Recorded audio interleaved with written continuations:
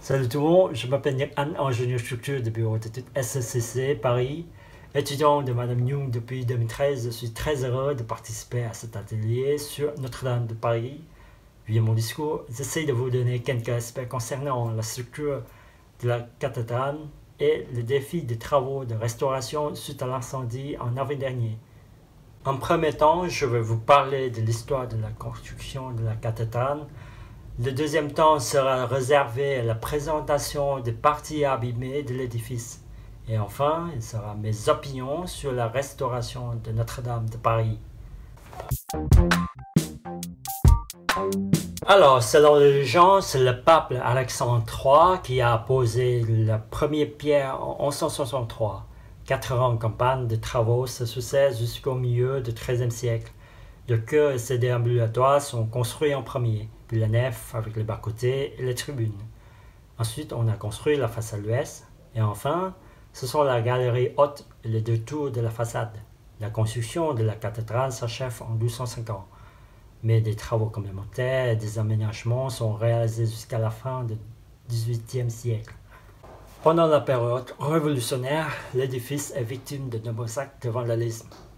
La flèche du XIIIe siècle est démontée et les travaux de Galerie des Rois sont gravement détruits. Après la Révolution, Notre-Dame est à nouveau mise à l'honneur. Napoléon est couronné en 1804 et Victor Hugo en fait héroïne de son roman. La première restauration a commencé en 1844. Le projet est confié à Eugène Vielle-le-Duc qui construit notamment la flèche et installe les chefs chimères sur la balustrade. C'est cette célèbre flèche et la serpent en dessous qui sont les victimes principales de l'incendie en avril dernier, quand les travaux de réfection de la cathédrale sont en train d'être réalisés. La flèche du XIXe siècle, construite principalement en bois sous la direction de Vieux-le-Duc, possède la charpente qui est indépendante de celle de la forêt, sur la base orthogonale prenant appui sur les 4 pins du transept. Quelques chiffres impressionnants: 500 tonnes de bois, 250 tonnes de plomb, une hauteur de 93 mètres depuis le sol. Regardez attentivement, vous trouverez un petit coq situé tout au sommet de la flèche. En 1935, 3 reliques, une parcelle de la Sainte Couronne d'Épines, une relique de Saint-Denis et une de Sainte-Geneviève ont été placées à l'intérieur du coq afin de protéger les paroissiens. Tant la fameuse flèche et la charpente dit forêt. Ce nom romantique a été donné en raison du grand nombre de poutres qu'il a fallu utiliser pour la mettre en place. Chaque poutre provenant d'un arbre différent. C'est une charpente de chêne. Ses dimensions sont impressionnantes. Plus de 100 mètres de longueur, 13 mètres de largeur dans la nef, 40 mètres de transept et 10 mètres de hauteur. Techniquement, avec le gothique, la mise en place des ogives a nécessité des toitures à forte pente. Celles de Notre-Dame de Paris sont de 55 degrés. De plus, la raréfaction de bois en raison des défrichements et du développement urbain à cette époque a rendu nécessaire l'utilisation de bois à section plus faible et donc plus léger, qui ont permis l'élévation des charpentes et l'accentuation de leur pente. Dans le chœur, il a existé une première charpente avec des bois abattus vers 1160 et 1170. Dans la nef, la charpente est mise en place entre 1220 et 1240.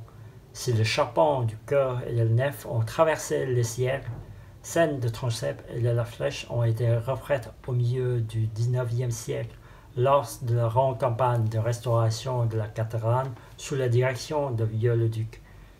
Réalisée selon les principes alors en vigueur, est différent des charpentes du chœur et de la nef, en particulier quant aux dimensions des poutres qui sont bien plus importantes que celles du Moyen-Âge et plus épaissées.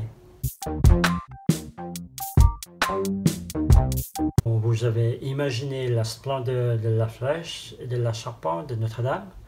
Malheureusement, L'incendie de l'avril dernier a totalement avalé la flèche du 19e siècle et une partie de la charpente en dessous. Mais non seulement ces deux parties ont été influencées, l'ensemble de la structure de la cathédrale souffre la chaleur de cet incendie. En effet, la température de l'incendie peut diminuer la résistance des pieds en taille.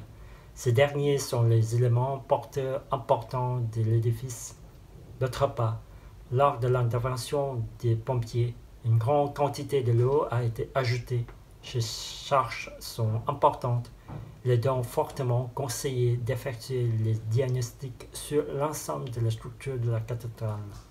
Suite à l'incendie, le président M. Emmanuel Macron a fixé un délai pour la restauration de la cathédrale. Ce délai est de 4 ans. Est-ce que c'est faisable? Oui, selon les experts. Ces délais peuvent être respectés. La question est quel matériau sera utilisé pour la charpente et la flèche de Notre-Dame? Bois, méthane ou béton? À mon avis, il n'est pas obligé de les reconstruire avec les anciens matériaux et les anciennes techniques, malgré qu'ils soient bien maîtrisés. En effet, avec les nouveaux matériaux et techniques, on va économiser pas mal d'argent et aussi éviter de fermer la cathédrale en public pendant une longue période.